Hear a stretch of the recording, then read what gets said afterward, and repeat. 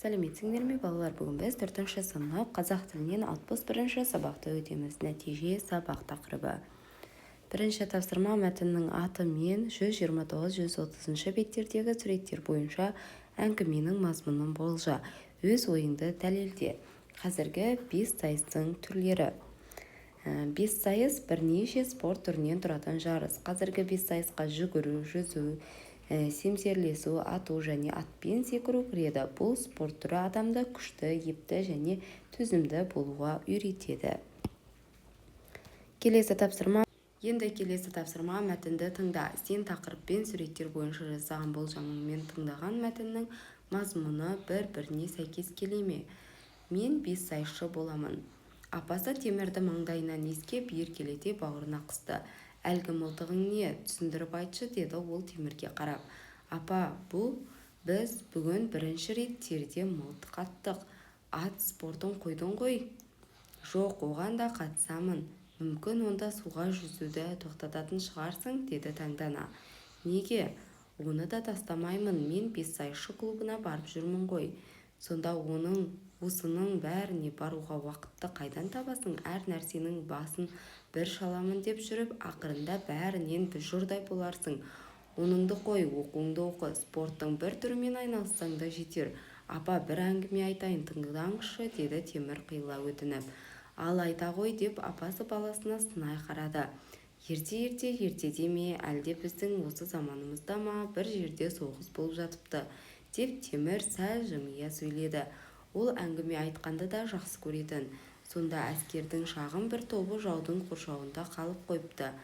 Бір офицер атысып шабысып жүргенде астындағы аты мерт болып, өзі өзеннен малтып өтеді. Одан әрі жаяу жүгіріп, әскердің негізгі тобына хабар жеткізеді.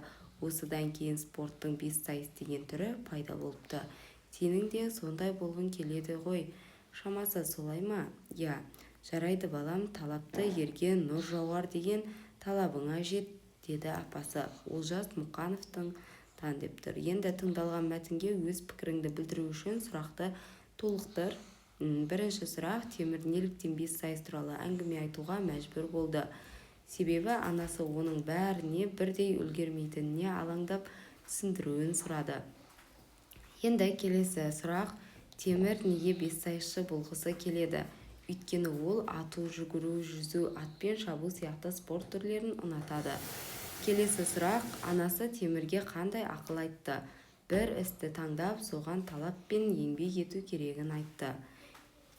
Енді келесі тапсырма: мәтіннің қай бөлігінде негізгі ой тұжырымдалған, осы ой бөлігін тауып жаз. Негізгі ой мәтіннің соңғы бөлігінде тұжырымдалған, яғни онда анасы темірге бір істі таңдап, соған талап пен еңбек ету керегін айтады. Және талапты ерге нұр жауар деген ой негізгі мағынаны білдіріп тұр. Келесі тапсырма оқы. Алматы қаласында қазіргі 5 сайыстан әлем кубогының финалдық бәсекесі өтті. Елімізде бұл доданың өтуі Қазақстанның спорт әлеміндегі абыройын арттыра түсті. Финалдық бәсекеге 23 елдің спортшылары қатысты. Оңтүстік Корея, Германия, Венгрия құрамалары ең мықты үздіктер қатарынан көрінді. 5 сайысшылар семсерлесу, суда жүзу, жүгіру, атпен өнер көрсету, лазерлі тапаншамен атудан жарысты. Әлем кубогының финалдық кезеңін Қазспорт арнасы тікелей эфирден көрсетті. Жанкүйерлер тегін кірді. Күрделі сөздері бар сөйлемдерді теріп жаз. Бұл жерде бізде Алматы қаласында қазіргі 5 сайыстан әлем кубогының финалдық бәсекесі өтті деген жерде, бұл жерде бізде әлем кубогының дегеніміз күрделі сөз болады. Яғни дара сөз бір ғана сөзден құралады, ал күрделі сөздер дегеніміз екі не одан да көп сөздерден құралған сөздерді күрделі сөздер деп атаймыз. Бұл жерде әлем кубогының дегеніміз екі сөзден құралып тұр. Енді келесі сөйлем: финалдық бәсекеге 23 елдің спортшылары қатысты. Оңтүстік Корея, Германия, Венгрия құрамалары ең мықты үздіктер қатарынан көрінді. Яғни бұл жерде Оңтүстік Корея тіркесіп тұр, яғни бұл күрделі сөзге жатады. Жалқы есім күрделі сөз. бессайысшылар семсерлесу, суда жүзу, жүгіру, атпен өнер көрсету, лазерлі тапаншамен атудан жарысты деген сөйлемде лазерлі тапаншамен деген сөзіміз күрделі сөз болады. Келесі, әлем кубогының финалдық кезеңін Қазспорт арнасы тікелей эфирден көрсетті. Яғни Қазспорт дегеніміз бұл жерде біріккен сөз болып тұр. Қаз және спорт арнасы. Бұл да бізде күрделі сөз. Және әлем кубогы деген тағы күрделі сөз қатысып тұр бұл сөйлемнің ішінде. Енді келесі сұрақ, мәтіндегі қай сөйлемдерге көзді ашып жұмғанша тепсе темір үзетін сайдың тасындай тұрақты сөз тіркестерін қатыстыруға болады. Енді бұл жерде бізде финалдық бәсеке көзді ашып жұмғанша өте шықты десек болады. Яғни көзді ашып жұмғанша деген сөзді осы жерге қатыстырып айтамыз. Енді жарысқа тепсе темір үзетін спортшылар қатысты. Келесі сөйлемде финалға сайдың тасындай іріктелген спортшылар жиналды. Яғни сайдың тасындай деген сөзді қатыстырдық. Тепсе темір үзетін көзді ашып жұмғанша. Енді келесі тапсырма, оқушылар мамандық әлемі тақырыбында кеш ұйымдастырмақшы. Кештің шақыру қағазын жазуға көмектес. Ол үшін шақыру қағазын жазуға арналған төмендегі нұсқаулықты басшылыққа ал, күрделі сөздерді қолдан. Яғни кімді шақыратыныңды қаратпа сөз арқылы бер деп тұр. Құрметті оқушылар мен ата-аналар деп айтсақ болады.